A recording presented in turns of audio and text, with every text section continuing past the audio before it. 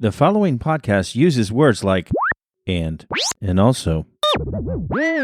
If you're not into any of that shit, then now's your chance. 3, 2, 1. Run. Super familiar with Wilsons. Get it. Welcome to Super Familiar with the Wilsons. I'm Amanda. That was weird. What? I don't know. I paused. Like, Yeah, but- I was like, my battery ran out. That was weird. I am Amanda. And I'm Josh. I don't know what happened. I honest to God glitched. It was a glitch in my matrix. So in betwixt the last episode and this episode, I've been to London, England. And so let's talk about that. Let's talk about that. Do you have any questions? No, you threw me into a GMM space with let's talk about that. I'm so sorry. I don't have questions, but because you shared with me all of your lovely pictures and I heard all about all the things, but I am sure that all of the listeners do. So why don't you just start from when you landed and we'll in real time just talk us through everything. We'll be here for a good 4 days.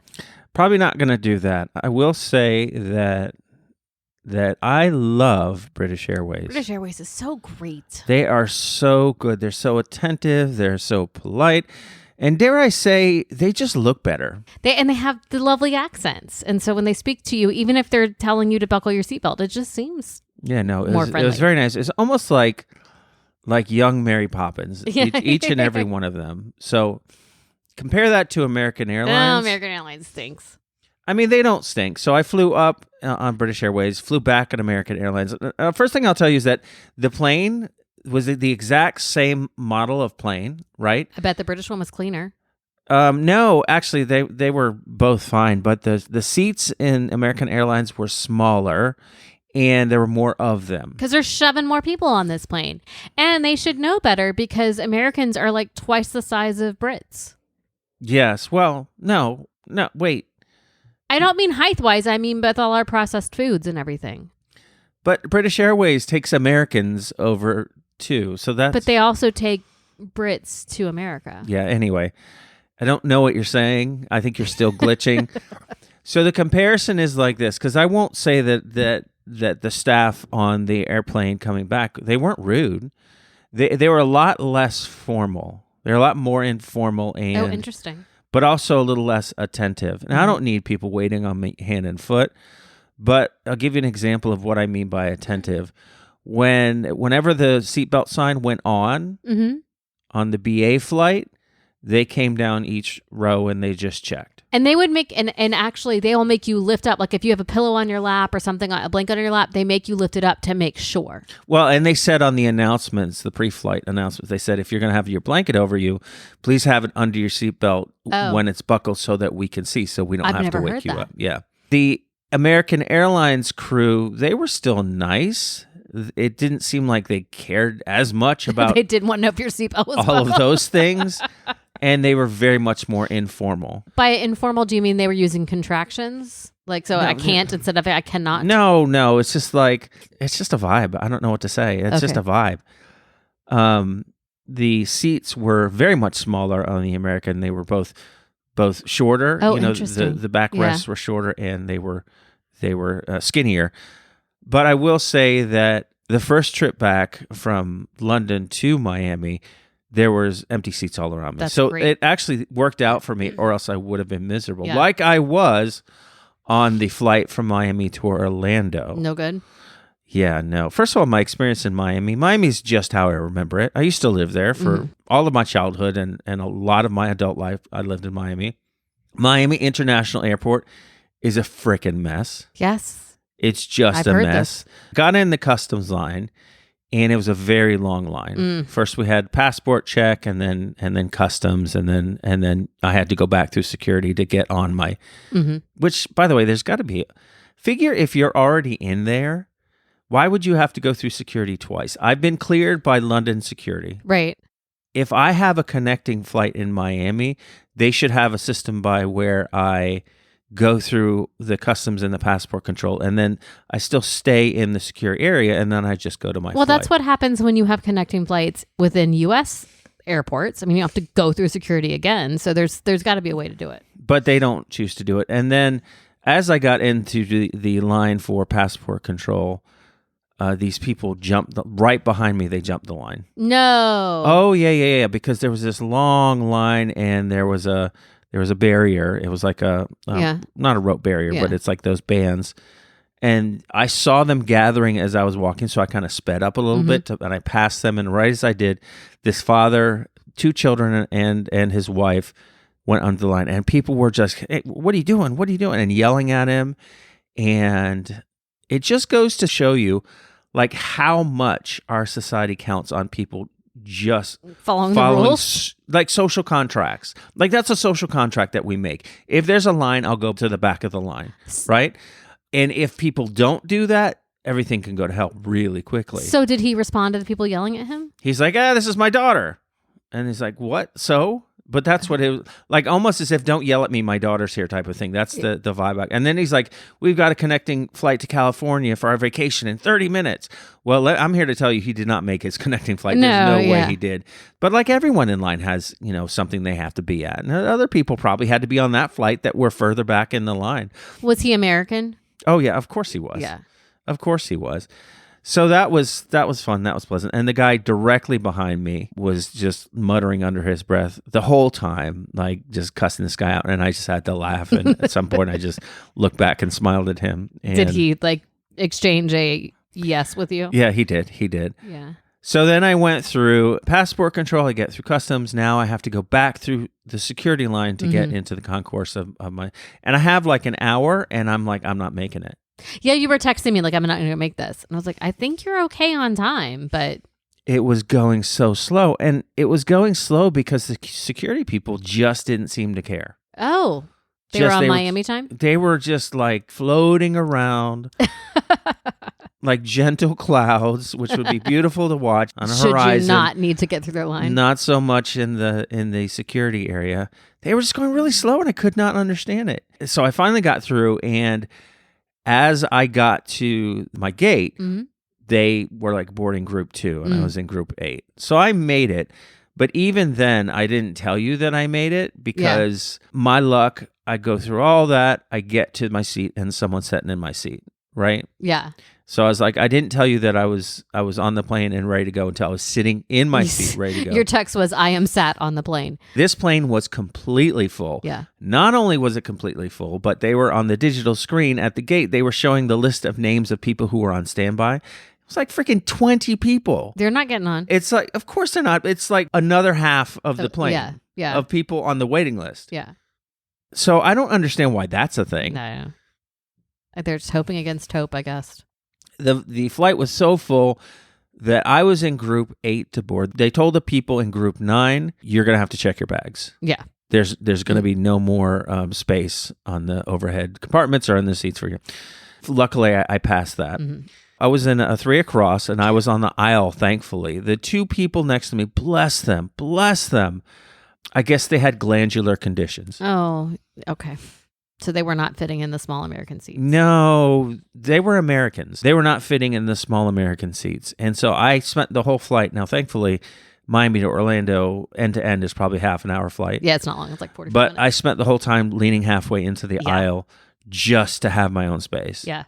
And frickin', the thing annoyed me so much about that flight, everyone around me was snoring. They were all asleep. I was like, how can you sleep at a time like this? And I guess it was like 9 o'clock, right? Like you took off from Miami at like 8:15 or something. Something so. like that. Yeah. Something like that. Well, I got to tell you, I'm glad you made it home safely. This is not encouraging me because I have to fly American tomorrow, and I have a connecting flight, and my flight from here, flying out of Gainesville's small airplane, the airplane here has one row, like one seat on the left and 2 on the right.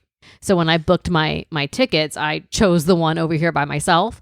But then on my connecting flight to Philadelphia, I have a window seat. There were no aisles left. Oh, goodness. Well, I'm this concerned. flight out of Gainesville, does it have props? I have flown a prop plane out of Gainesville, but no, I think this one might have an engine. Well, a prop like is a jet. A turbo like engine, jet, you know yes. what I mean? Like a jet engine. Other thing that I noticed is that in the British Airways gate, as I was leaving Orlando, the gate as I was leaving Orlando both times, very quiet. The gate from London Heathrow on American Airlines filled with Americans that was going to fly. Very loud. People just would not shut up. Blah, blah, blah, blah, just talking about nonsense. Americans are so loud. Yes, it's true. Americans are. Why are Americans so loud? I don't know. We want to be heard, damn it. I know, but some of the dumb things we say just don't need to be heard. No. The one downer about my trip to London this time, I saw way too many Americans. I don't remember seeing that many Americans when we were traveling. I saw other nationalities traveling, but I don't remember hearing that many American accents. But we also went at the beginning of March, which apparently we were dumb to do. It's what all of our British friends tell us. Like, why are you here this early? That's because we wanted to avoid the Americans flying with us. Which I'm learning, it's almost impossible to avoid Americans. The world is lousy with Americans. But I stayed in a part of central London. It's south of the Thames. It's right near Waterloo Station. For anyone who knows where that is, who's not amongst my British audience, our rather large British audience, shockingly. We stayed down from the Old Vic and the Waterloo. We stayed? Who'd you go with? Me stayed. Must be a heavily touristed area. Oh, yeah. Because I heard a lot of American accents. But then also, I noticed something on the street that actually was very helpful to me. Yeah. At every crosswalk, you look down and it'll say, look right or look left. Because we're used to looking the opposite direction That's really that they helpful. are. Because they drive on the incorrect side of the road. But I'm telling you, I grew to depend on those look right. I've and not look left. seen that though. I've stayed in a couple different places in the London area, and I've not seen those. We've been right throughout central London, north of the Thames, and the Wembley areas where we stayed last time. Then you stayed. I don't know. I stayed at Kensal Rise, which is kind of a northwestern suburb. So I'd never seen that before, but again, very, very helpful. And I wish that we would do that in America for people who come over here. Yes. It's just very considerate. It is, but also just even when you follow signs around here, people will just run you over. Be careful, please. That's true. So, like I'm saying, that all of the things that had to do with dealing with American citizens on this trip were a slight frustration. Even when I was flying out of Heathrow, my flight initially had been canceled through Charlotte. So I had to go to the American Airlines service desk and get another flight because they had rebooked me on one that had me staying in Dallas overnight, and no one wants to do that. So I went, and it's how I got my flight with the connector through Miami as I talked to these people at American Airlines. The people in front of me spent just so long with this agent who was trying their hardest to help these people.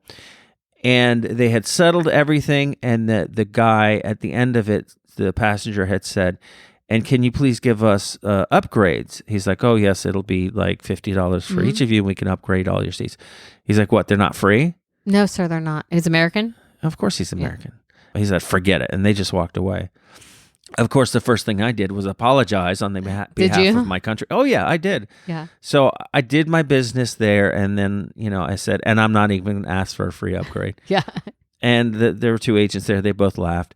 And the one guy, I guess, who was the manager, he was looking for a way to give me free. That's so kind. He asked me if I was military. I'm like, oh, no. And again, it's fine. I'm good. He wanted to do something because for you me. were being kind to him. It's so easy. It really is. It is so easy. Anyway, some of the highlights, and this is not illicit. I spent one evening with a friend, Dan Belson, friend of the podcast and friend of the Wilsons, Dan Belson. And we went dart throwing. Why did you say this is not illicit? Why did you qualify your time with Dan by saying I said spent an evening with. You didn't say I spent the night with. Anyway, go ahead. I know I have questions. You doth protest too much. Go ahead. So we played some darts. We threw some darts. What? I don't know. We did the thing with the darts. And it was electronic darts. Yeah, it's strange to me. No, it was cool because it's like different games and you aim for different.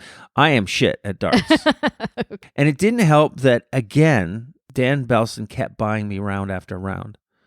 Because he wanted to win. Is Dan good at darts, though? Oh, he is. Oh, he okay. is.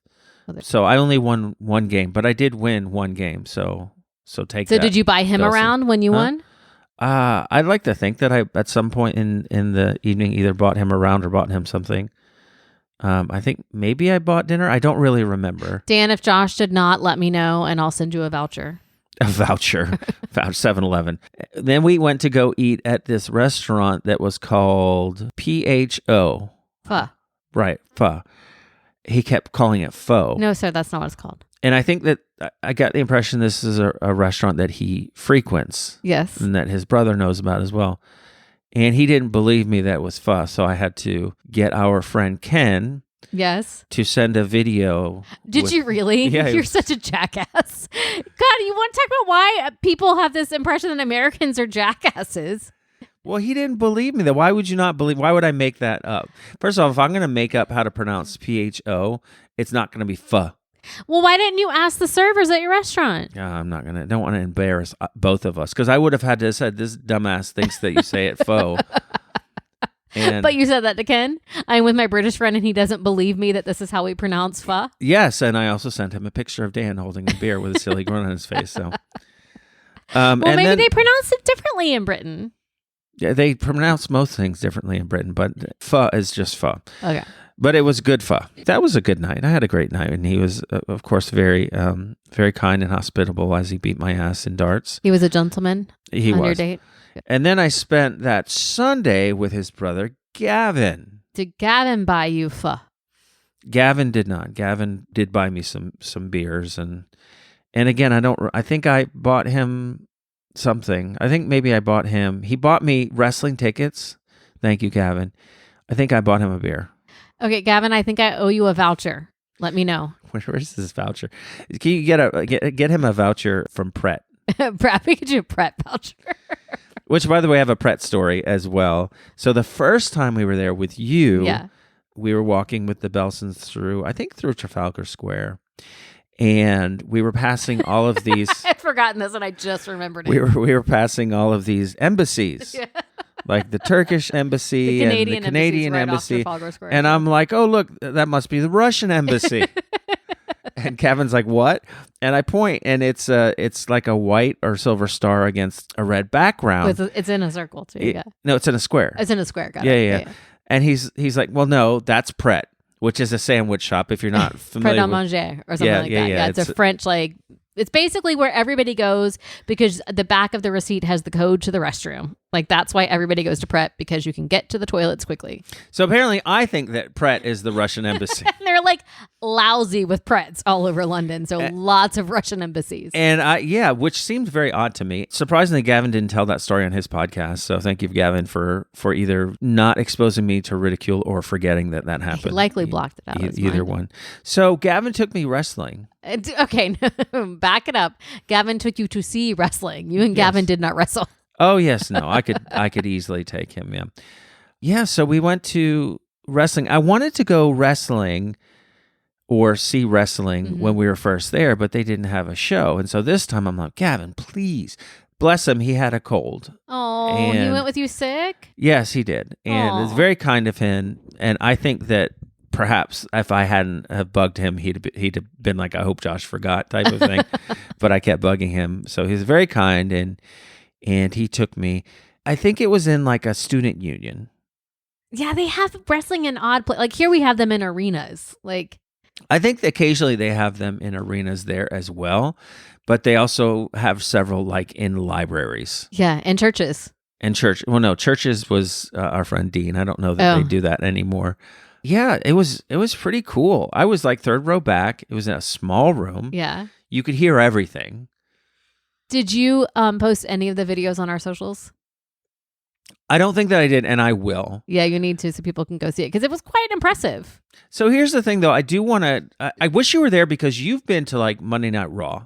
I've been to Monday Night Nitro. Oh, whatever. The WW. But it was WWE at the time, right? And it was a really big deal. So I grew up with the like WrestleMania. My brothers and my nephew were super into Hulk Hogan and those guys, and I had guy friends at the time in like my early 20s that were super into Nitro, and then I would watch it with them. And I was really into like Sting and Goldberg and, Diamond Dallas Page, and Ric Flair was crazy. Ric Flair is a Gator, and so he was around. So yeah, I mean, I've been like ringside for Monday Nitro, which is a big deal. So I wish that either you were there or I could have had the experience of being at WWE because I want to compare the experiences because it's one of those things where some of the moves that they did, and I'll post a couple of things on our socials, were so athletic and clearly like, wow. I don't care your stance on wrestling, is it real or it's fake? Like, they're real athletes and they're really doing flips and they're really picking each other up and slamming each other on the ground. All these things, they're really doing that. And I so respect that. But then there are times where they like for example, whenever they jump up and do a drop kick, when their foot like goes next to the person's face, they slap their leg so that it makes a slapping noise. They're wearing boots. Nothing. It's not going to make this noise. It's not. So I'm like, what the hell was that? But you were also so like close to it in like an intimate setting that was probably, and like the lights were on. But that's the thing that we did in middle school when we were fake fighting. We would like, hit our chest or something. Pretend to hit me. Yeah. And then the other thing is when they do these things where they're very clearly not hitting each other in the head with their forearm. Yeah.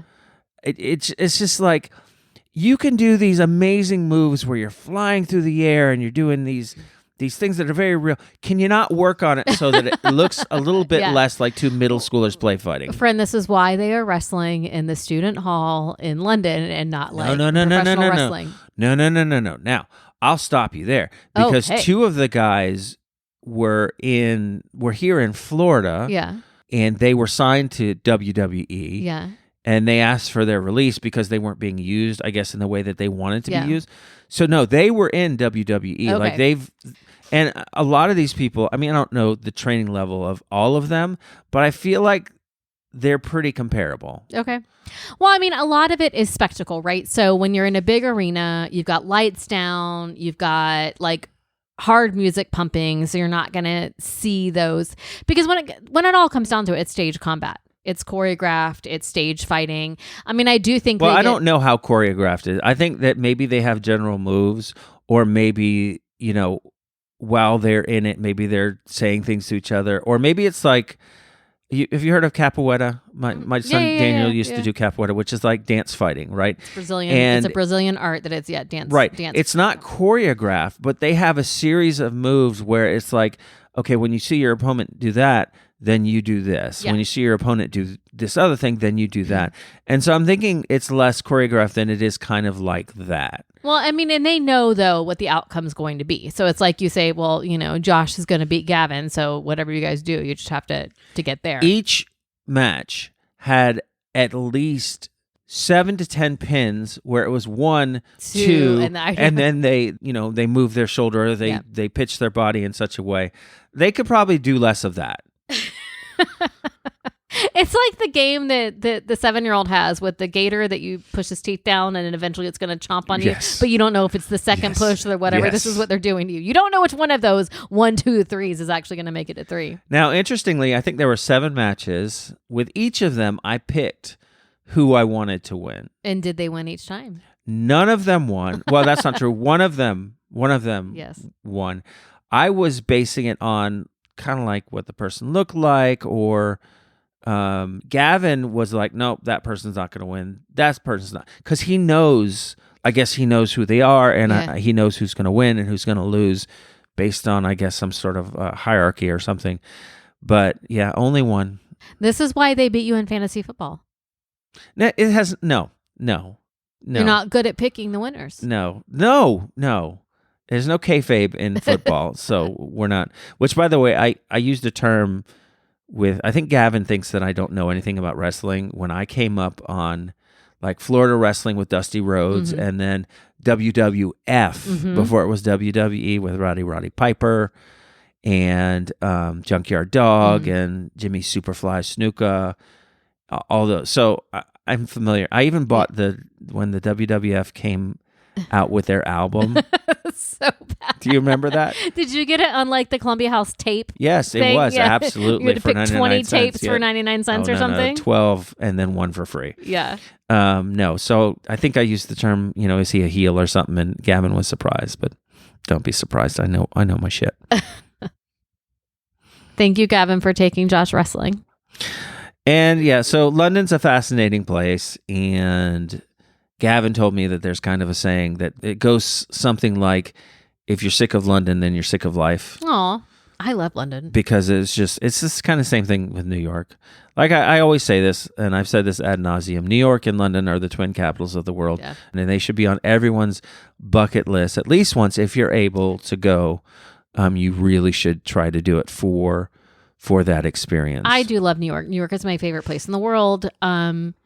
But I will say, though, that the tube, hands down, is better than the metro because right now it's kind of like the Wild West down there. So London might be winning out. I told somebody at work that you were back in London, and they said, "Okay, so are you guys just going to move there?" I don't think anybody's letting us move to London. No one's going to let us work in London. Well, no one's going to let us not move to London. No, we have to have work visas and jobs. I mean, now granted, they have education and senior living over there as well, but I don't think we can break in as easily as we have here. Who knows? One other thing that I saw that was super cool. I mean, I saw a lot of cool things, but I went to the Leek Street Arches. Leek Street Arches are in that area that I stayed, and it's an underground tunnel, like a walkthrough or something. I don't know what it was originally. Maybe it was tracks or something, but the tracks weren't there if it was. Covered with graffiti. Yeah. And like it was, I don't know, it was probably the length of a football field. That's cool. Beautiful. And there was graffiti everywhere, even high up on the ceiling. Yeah. Well, it was an arch, but up on the upper part. And it was, the art that I saw in there. And I saw one piece that was under plastic, right? Which I know that they do for Banksy pieces. Mm-hmm. So I'm like, oh, that's cool. That's a Banksy. So I took a picture of it. And then I looked up Banksy at Leek Street Arches to see if I could find the story behind the piece. And it wasn't him. Mm-hmm. It was this gentleman called Brec Larat, which is a French street artist who influenced Banksy. That's cool. So I thought that was neat that I got to see that. Lots of art, lots of culture there, of course, as you would expect. Yeah. Also, I got to get very up close and personal with the Amy Winehouse statue in Camden. Did Yep. a little bit, and also with the King Swans. Oh man, so swans are like really mean, right? Yeah. They're grumpy. I was in Hyde Park and I was walking along the water's edge because they have like a river or a lake or something there. I think it's called the Serpentine, if I'm remembering correctly. But the swans were just like there, and people were coming up to them and feeding them. And they have those long necks that like kind of go back and forward like a cobra. And I thought for certain that it would like have the eye out of some kid just in a fit of pique. They're like, aggressive. You're getting too close to me. But apparently they're pretty tame, I guess. Well, the swans here. So where I'm from in Central Florida, Lakeland, we have queen swans that were a gift from Queen Elizabeth in the 50s. So we now have this legacy of swans. I guess they're the kings now, but those guys, they've Americanized. They're aggressive. What if that was the one thing that she didn't leave to the king? She's like, you can have my kingdom, but these swans will always be mine. You can't have my swans. Can't have my swans. Sorry, Chuck. So that was my trip, and I'm sticking to it. All right. Thank you for filling us in. We're glad you're back. I think I would love to make this a regular trip. Yeah. I was talking to Rachel Plant about that, our friend Mark Plant's wife, and when we were at the Ritz for tea, and kind of jokingly about our annual trip, because we went last year and we went this year, and she said, I really hope that you guys do. So, and our 7-year-old's already like, okay, next time can we stay at blah, blah, blah. Like he's now got a map of London on his wall, and he's picking out the different places he wants to stay. I wouldn't mind staying in the Waterloo area again. No, I'd like that. It's very nice. I don't want to stay in Wembley anymore. It's too far out. Too many football fans. No, there really weren't any around. It was just too far. I don't think anyone needs to hear this. You and I have hit a low right now. Back this up.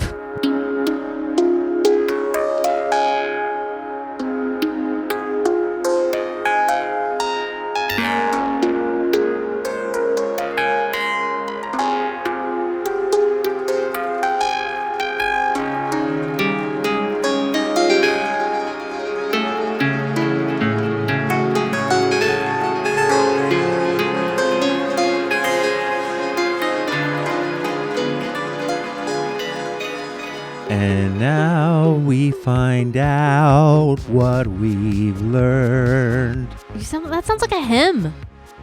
Are you churching us up in here? Amen. So here's something I learned this week. Attila the Hun, you're familiar? Yeah, we've met. Okay. Do you know how he died? Let me guess. Can I guess? Please Yeah. let me guess. Yeah. He sat on a nail and he got, what do you get from sitting on a nail? Tetanus. So he got tetanus and he died. No, sorry. He did All right, not. let me guess again. He did not look right. He looked left. Yes, in London, where the taxis were coming around the corner. No, he died. So Attila the Hun, famous for conquering and being a really just aggressive, violent, right, ruler, died of a nosebleed on his wedding night. You are kidding Nope, me. I am not. So apparently he had. If only he had a tampon, he could have fixed that. Oh my right God, up. you're awful. No, So, it's true. Don't you stick tampons up your nose? If I it's don't bleeding? know, but what I'm learning now is that he died in 453 CE, and it was on his wedding night. The celebration lasted all night. He led the way by drinking and feasting to his heart's content. But his guards became nervous when he didn't wake at the normal time the following morning. Breaking down the door to the bridal chamber, they found their leader dead and his new wife sobbing at his side. He had no visible wounds. It was later ruled that he had choked to death on his own blood after suffering a drunken nosebleed. So there were a lot of theories about foul play and that maybe his wife had killed him, but none of that was ever proven. He died of a drunken nosebleed. Turns out not the only famous figure from history that's died of strange circumstances. King Adolf Frederick of Sweden ate himself to death. Wait, what? After consuming everything from lobster and caviar to champagne and a sweet roll. I guess the sweet roll is what did him. No, he just wanted a wafer thin mint. What is that from? Oh, come on, movie fans. Email us if you know what that reference is from. Okay. familiarwilsons@gmail.com. A wafer thin mint. Go. Okay. And then Greece's King Alexander I, meanwhile, was done in by an infected monkey bite. And the Greek philosopher... Was it a bite from an infected monkey or was it the monkey bite? It said infected monkey bite, so we could really read that either way. And then finally, the Greek philosopher Chrysippus is thought to have died of laughter after seeing a donkey eat his figs. Is that a euphemism? I don't know.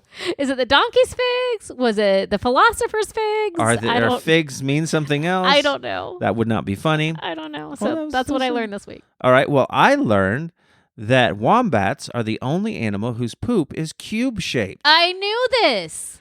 It is due to how its intestines form the feces. The animals then stack the cubes to mark their territory. Did you know that I knew this? No. I learned this with the 7-year-old when we were listening to Wow and the Tinkercast podcast for science podcast for kids.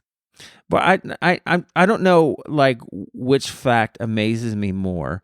The fact that they come out cubes or the fact that it decides it wants to build something out of it. Well, it looks like a block. Maybe wombats are builders. You don't know. I don't know. Well, there you go, folks. That's what we learned. What did you learn this week? Let us know. familiarwilsons@gmail.com. And now it's time for Refined Gay Thoughts from Refined Gay Jeff. Jeff writes, Happy Eclipse Day, Wilsons. It was an eclipse day. So, folks out there, did you see the eclipse? I was in a plane during eclipse day, so I did not even see eclipse. You couldn't even see like weird like shadows or anything coming over the plane? No, because everyone had their window down. Okay. I willingly participated because I just wanted to not be on the plane.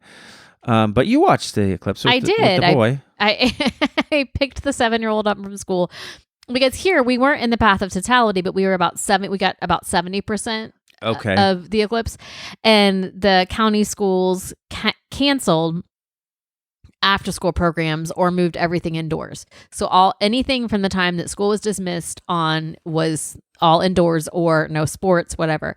So I picked him up when he was out of school at around 2:30. I had ordered the eclipse glasses from Amazon, and bless him, he walked to the car with his eyes just glued to the ground. I think he's so like anxious anyway, but they had clearly said don't look up. And we got home and he was like, I'm so nervous. I've never seen one before.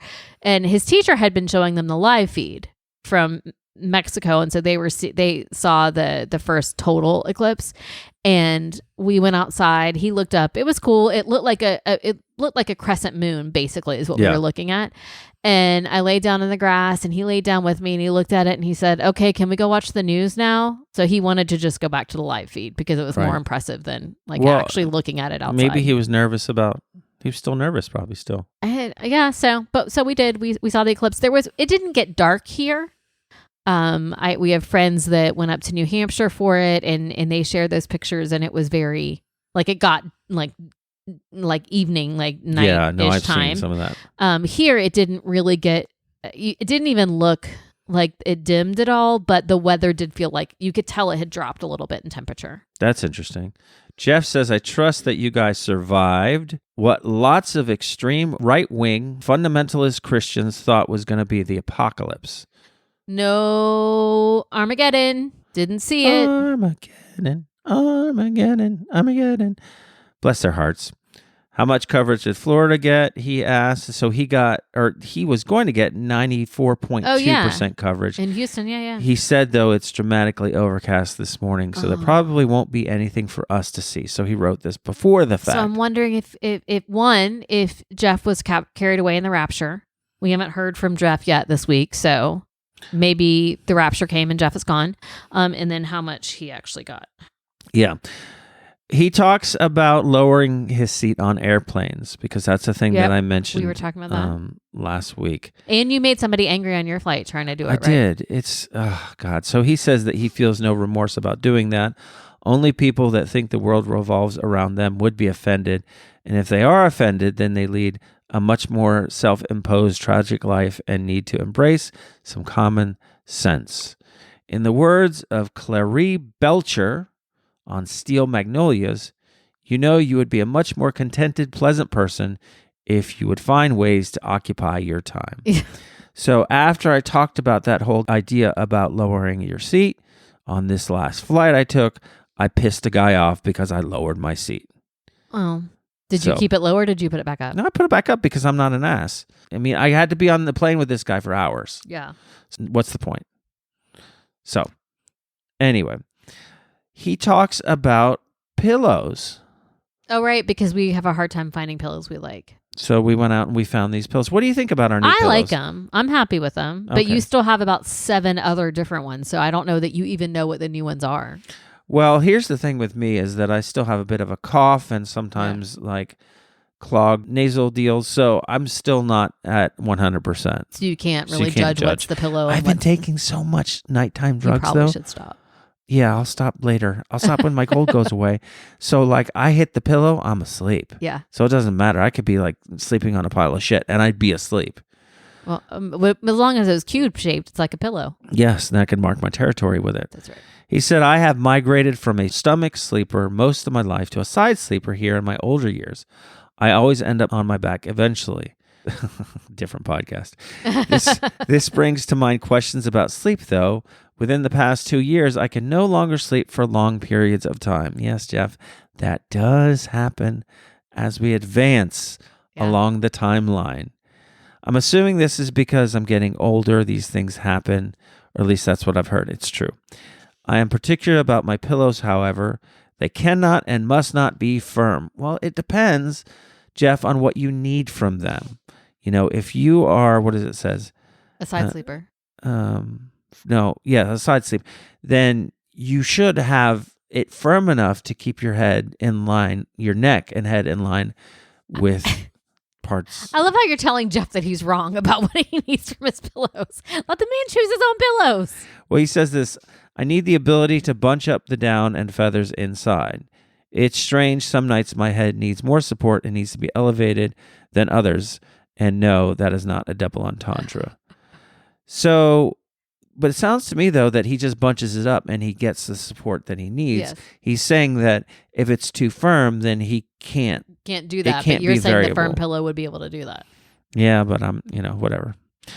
He says, one word of advice, once you find a pillow that you're really happy with, save the packaging so you'll know what brand and kind to buy next time. That's smart. Flat pillows have no purpose in this life other than providing a soft pallet for puppies or kittens. That's right. Like you, I think my sleep posture changed because of some shoulder pain.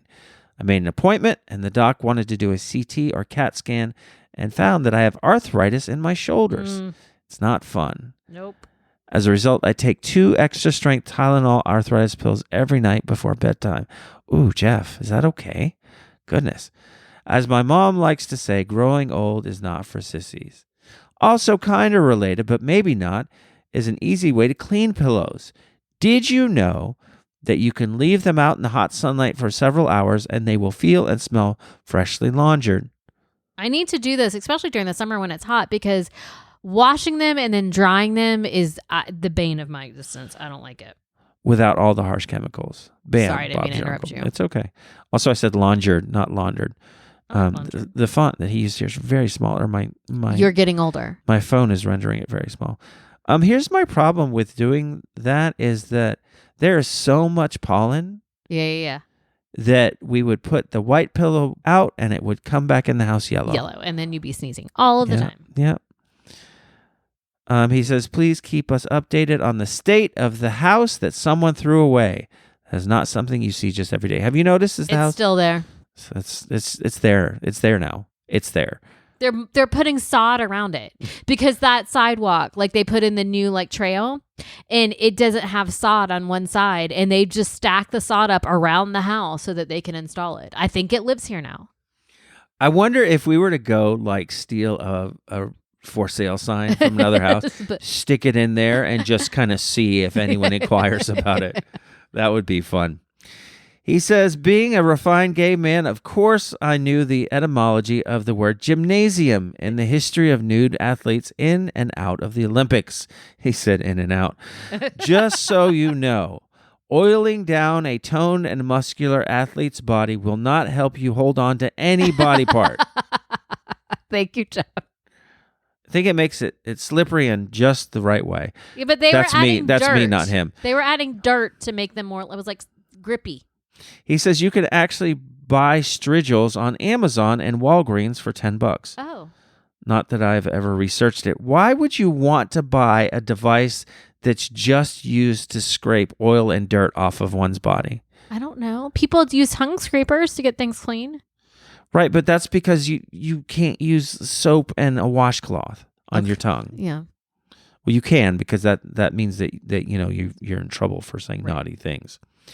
Speaking of buying oil, dust, dirt, and other things scraped from your body, do you realize that some people still continue to do that, right? I can't even imagine. Yep. Well, I can actually. How much commerce flows through OnlyFans sites. This is a particular kink that I just cannot get on board with, but I'm not trying to harsh anyone's mellow here. That's just not for me. No. Me neither. Yeah, I'm good. He says, I love the idea of Jeep ducking. I've never heard of this, but it spreads love and human kindness. I've heard of cruise ducks. Rubber ducks hidden in plain sight on cruise ships with short messages attached saying who left it and where they're from. Oh, that's cute. Oh, I wonder if that's where Jeep ducks came from or Jeep ducking. I don't know, but I did pass a Jeep the other day that had the front dash was full of little rubber duckies. And I was like, Jeep ducks. I knew what they were. That's cool. He says, I'm still waiting on the hopeful trend of people leaving $100 bills in all the places I visit and frequent. Can we make that happen? Hashtag retirement is coming. Yes. He says that the crispy, spicy chili oil is called Spicy Chili Crisp. Okay. From the brand Lao Gan Ma. Obviously, it's Chinese and about $4 for 7.5 ounce jar. Nice. Thank you. He says, my issue is that there can be long stretches of time between restocking. So I guess that he frequents these. I don't know if that's because of the supply chain or what, but I usually buy 3 or 4 jars at a time. It's available at the Asian section of your market. We don't have one of those. We have a very small Asian section. But we have an Asian market. We have a large Asian market. Yes. We can just go there and get it. I did see them, Jeff, at Trader Joe's today, but they also had onion in it. It was like crispy garlic and onion in chili, whatever. I wasn't sure about the addition of the onion. Oh, yeah. I don't know either. He says that he usually buys 3 or 4 jars at a time. He keeps a jar in his fridge at home and also a jar in his mini fridge in his library at school. Do you use it, though, as a condiment, or do you do what I do with a jar of Skippy natural peanut butter and you just open it up and stick the spoon in? I need to know. Stick the spoon in what? The jar of Skippy peanut butter. Or does he just do that with the jar of the crispy chili? Oh, I see what you're saying. I'm sorry. I was thinking about something else. He goes on. No. Gays are not mocking you when we say bitch to you unless it's blatantly obvious that you have been one. Then the tone drastically changes and you know immediately because we will leave no room for judgment or ponderance on your part. Really is a term of endearment, at least with my gays. I shan't use it, though. No. You remember that? I used it once. Remember that? We're not going to talk about that on this podcast. Move along. You didn't like it, though. Can you move along? But you can say you didn't. Can you move along? We're not going to talk about this. But you didn't like it, right? You didn't like it? I mean, at the moment in which you used it, no. I wasn't a fan. Okay. Move along. Okay. Your face is so ridiculous right now. Animal behavior that has surprised me, because we talked about that and we asked that question. The one that comes to mind immediately involves Hazel. I've been in my new house for 2.5 years now. Shortly after we moved in, I started to notice Hazel sometimes acting strange by staring into blank space with nothing there. Nope. Dogs can see it. Then it advanced to her barking at blank spaces, intently looking like she's seeing something, but obviously nothing would be there. This has happened several times. It may be her looking at the space at the end of the sofa or barking at a big space of nothing. What do you think? I know you have a theory, clearly. I have a theory because our dog does it. So you think it's the ghost of the people? Well, I don't know that I believe in ghosts. I believe in like energy and stuff, like all of this energy that has existed for however long humanity has been around. Like it doesn't go away, right? Like it's got to go somewhere. But I do think though, because when the 7-year-old was little, like 2, was sitting in my lap and staring behind me and said, "Mommy, who's that man?" Nope. And I looked around and he said, "The one with the raincoat on." Oh, Jesus. That was at our old house. But then the dog would now I think it's probably like a mosquito I can't see, but you and I will sit in the living room and then all of a sudden the dog is like jumping around and trying to like snap at things. But yeah, no. Hazel sees something, Jeff. He says she hasn't done it in a while, but I did notice Johnny doing it over the weekend. Oh. And he never barks simply because he was debarked when he was younger. I don't know what that means, but it sounds sad. I don't understand that practice, but his vocal bands were cut. Oh, no. I, of course, do not support this at all, but his previous owner had it done. Maybe this played into why he ultimately needed to be rescued. That's fine because he has found his loving forever family now. Getting back to his lack of barking, that doesn't mean he can't, because thankfully he can. It just sounds really raspy. Hey, what are you doing? What is wrong with you? I'm so glad he's working out. Yes. Anyway, this weekend he barked 3 times for no reason late at night while we were all chilling and watching TV. It makes me wonder if my house is haunted and the puppies are seeing things that I cannot. Well. I bet they pick up on energy. I do. Well, what do you think? You say energy, but what you're saying is ghosts, like spirits. I reverberations from times long ago. I don't know. I don't even know what that means. That was a M. Night Shyamalan movie that I didn't see. He says, I bought the house from a very dear friend who lived in there 10 years, but we have no idea what, if anything, happened before he bought it. It's a 50-year-old house being built in 1971, so I guess I could research previous owners to see if there's something sinister that has happened. But do you want to know? Yeah, would you want to know? See, we built this house, so I know. But there's stuff, the land, things could have happened on the land. Well, I mean, there's a good chance that in most stretches of land that people have died. Yeah. Like around this. Yeah. Like we don't know what this was before. So we're going to send Jeff good juju to keep the spirits friendly. That's right. He says, that's all for Eclipse Day. Hope this week is great for you. I'm off for Eid on Wednesday, so it's a shortish week for me. Peace and cookies. Thanks, Jeff. I hope that you had a great peaceful week and a short week and nice celebration of just Eid and spring and the solar eclipse and the Contemporary Lego Resort, which I sent you on Instagram, and I'm glad it made you happy. Last week, Jeff was talking about the Contemporary Resort at Disney and how like just nostalgic it was, and I found someone had built it out of Lego, and it's just super cool. Do you want to send us your thoughts? Just email us at familiarwilsons@gmail.com. And by the way, we've got mail. Leo sent us a quick note. He was referring to when we talked about this guy, Stewart, who who wanted to name his girl child Stuarda, right? Yes. And His wife didn't want to. No. He says, yes, the Stuarda god is obviously the asshole. This is what Leo says. Was. But not only because of his attitude, but that's simply a terrible, ugly name. Would you do that to any child unless you want them to hate you?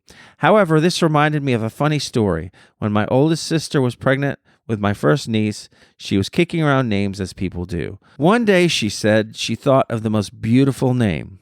All right, you ready for this? Mm-hmm. She didn't understand why we thought it was so funny and a horrible name until my mother explained it to her. The name... Latrina.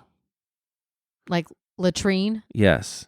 She thought it was a beautiful name for a girl. Latrina. I mean, I can see how if she didn't know what the word latrine meant, she thought it was pretty. This is why you should vet all of your names with other people or a dictionary. Yes. Leo also takes me to task when I was talking about not paying for water. You know, in a can. Yes. Because he says here in the Buckeye State, water's not free. In fact, I just paid my water bill yesterday. Yeah, we have to pay our water bill. Yes, the water bill, but it's a lot less expensive. I mean, than buying it in a $4 can, as Josh's point to you. He also makes the comment that he can't get past the smell of Red Bull. Even to drink it, it smells like hangover vomit to me, he says. Worse yet, I can literally smell it 20 feet away. Ugh. Thanks, Leo. No thanks. Drop us a line, folks. familiarwilsons@gmail.com. And we'll read your thoughts to our burgeoning audience. All right, Amanda, that's all there is. There is no more. Kind of a different episode today. But, I just wanted to share my life with everyone. Thank you for sharing your life with us. You are off to Philadelphia for a couple of days. Yeah, I have to go speak at a conference, and I had to get a COVID vaccine today. Oh. So this was the thing that I hadn't thought about, and I got an email last night saying if you don't have an up-to-date COVID vaccine, you can't enter the conference unless you have a religious exempt form. Right? And I thought, well, surely, I mean, I've been traveling and everything. Surely mine's up to date. Well, the last one I had, the booster was in 2022. Yeah. So I have not had one. I've been to England twice and haven't had one. But this conference will not let me in. That's what I'm saying. I've flown internationally, but this conference will not let me in. So I had to go I got the new vaccine, the Novavax or whatever. Okay. And I'm starting to really feel it. It's like my head is all clogging up. Are you not going to be able to sleep on that side tonight? Why do you need me to sleep on that side away from you? No, it's not that. It's just I'm kind of mindful now that you're not going to be able to sleep on that arm. Right? I'm not going to be able to sleep on this arm, no. Yeah. But that's not usually, this is usually the arm I sleep on. You're right. But I had him do it on my left side because my right arm I have to write with and everything. So I got you. Anyway, I'm all COVID vaxxed up and I'm ready to fly away. If you have recommendations that I should go see in the Philadelphia area, I've never been, you can let us know on some sort of social platform. Yeah, really quickly, though, because you're leaving Well, this tomorrow. episode's going out tomorrow, right? It's going out now. It's going out now. Tonight. So please send me your recommendations. I'm flying away tomorrow. On American Airlines. Yeah, I'm really excited about my super big seats. All right, folks, until next week, wherever life takes you, just smile. And if you need to go get poked, then go get poked. And if you want to put your seat back on the airplane, that is your right. Yeah, that's right. Just make sure you don't hit anyone's knee on the way back. All right. Well, go be kind. All right. Bye-bye. Bye.